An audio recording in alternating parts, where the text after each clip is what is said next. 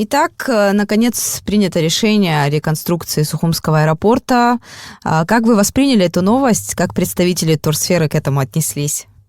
Вообще очень положительно. Мы ждали, верили, и мы пришли к тому выводу, что в любом случае в Абхазии рано или поздно должен был появиться аэропорт свой, и рано или поздно он появится. Мы к этому пришли, мы этого ждали.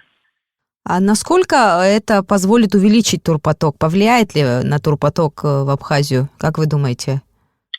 Повлияет. Может быть, не так кардинально, как хотелось бы, но главные плюсы, наверное, будут в том, что, во-первых, поток будет распределен немножечко по-другому, то есть теперь разгрузится переход через КПП ПСОУ, граница на ПСО освободится, и какая-то часть туристов приедет в восточную часть, восточную туристическую территорию Абхазии. И благодаря этому немножечко раскрепостится общая ситуация с потоками людей. Проще будет, удобнее будет добираться и так далее.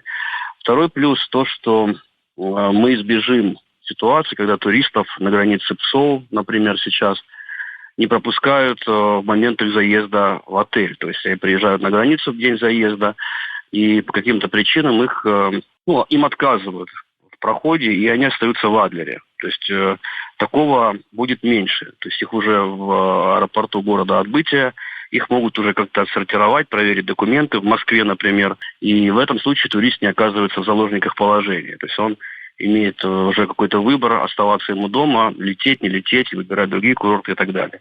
То есть два таких явных плюса, они, скорее всего, отразятся. С другой стороны, не очень понятно, какая доля туристов перетечет именно на рейсы в Сухум.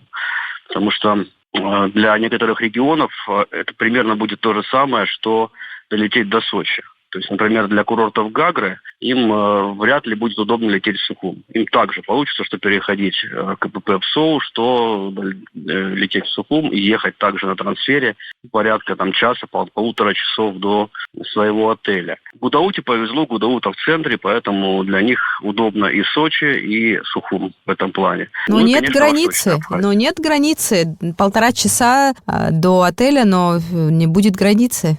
Как не будет? Будут те же самые пограничные условности и таможенные в таком аэропорту. виде, как на ПСОУ? Кондиционеров будет больше, да. То есть будет комфортнее туристам находиться, проходить паспортный контроль, да.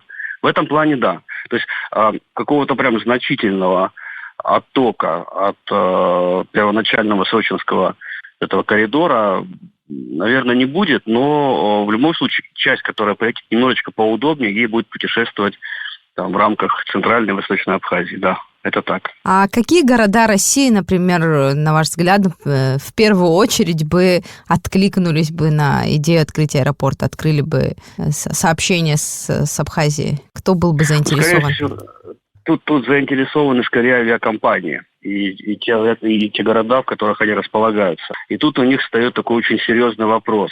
Вообще существует два таких основных планирования. Это обычные регулярные рейсы и чартерные рейсы. И если рассматривать регулярное сообщение, то для поставщиков именно самолетов, транспортных компаний, для них, наверное, пока еще первое время Адлерский аэропорт будет более удобен и более выгоден, потому что им проще будет заполнять. Это годовой контракт, это межсезонье, и в этом плане рассчитывать на большой поток туристов из Абхазии или жителей Абхазии. Там же еще считается общее количество проживающих людей в регионе.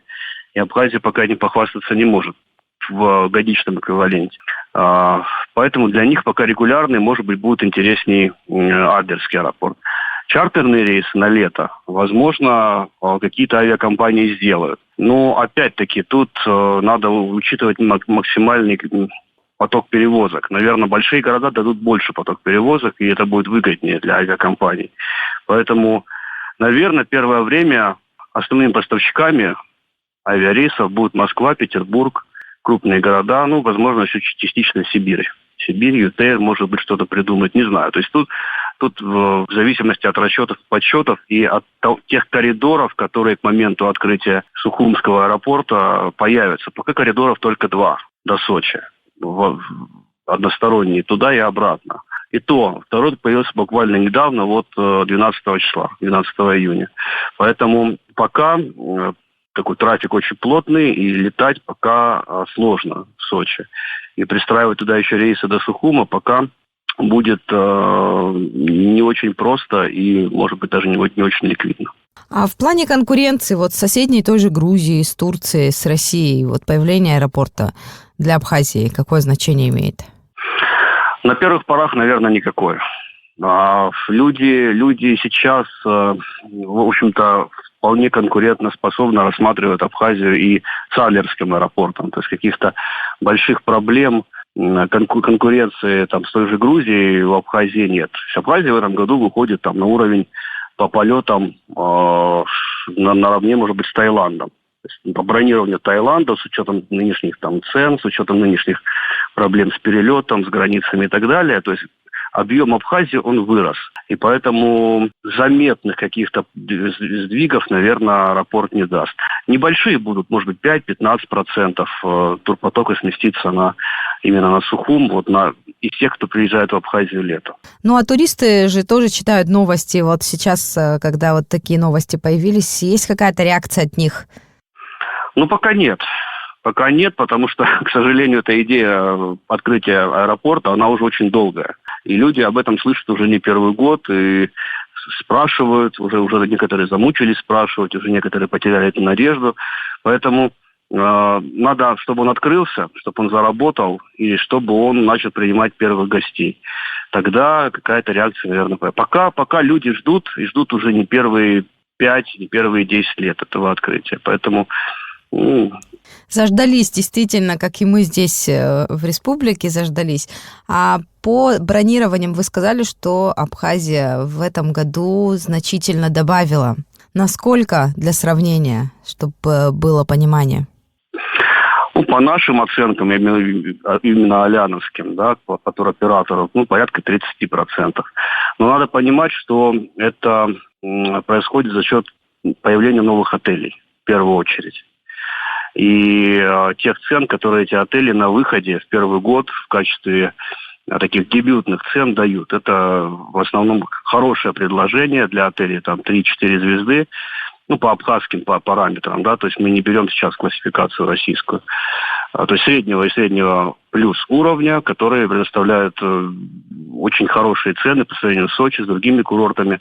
И в этом плане сейчас загрузка идет благодаря в основном этим объектам. Они большие, и рост по ним идет, отражаясь на всю статистику по Абхазии. Но я слышу от частного сектора, от представителей частного сектора, они говорят, что сезон на уровне прошлого, даже позапрошлого, такого периода. Что нет такого рывка, 30% как в отелях, это частный сектор не ощущает. Не ощущает, потому что все туристы перетекают туда, в новые эти отели. Меняется рынок сейчас, и мы видим, как на глазах преобладающая частная гостиничная сфера, она потихонечку перетекает в появляющиеся большие, либо восстановленные из советских комплексы.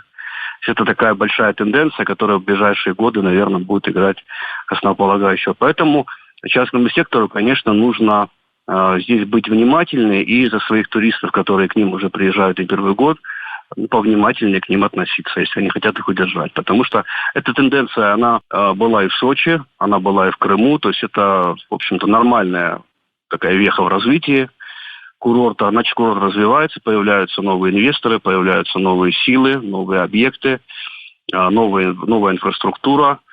Скоро это будет обрастать новой инфраструктурой, скажем так, общегородской, то есть будут появляться магазины вокруг этих отелей, рестораны, может быть, какие-то появятся, не знаю, развлекательные учреждения. То есть вокруг этого будет строиться новая туристическая структура Абхазии. То есть сейчас идет загрузка отелей, и сам турист тоже, для него предпочтительнее все-таки отдохнуть в гостинице, в отеле, и меньше выбирают частный сектор. Тенденция к этому идет. По нашим данным, да. По нашим данным, да. Возможно, у других операторов будет другая статистика, но по нашим данным, да. Спасибо, Сергей. Благодарю, что были с нами на связи, ответили на наши вопросы.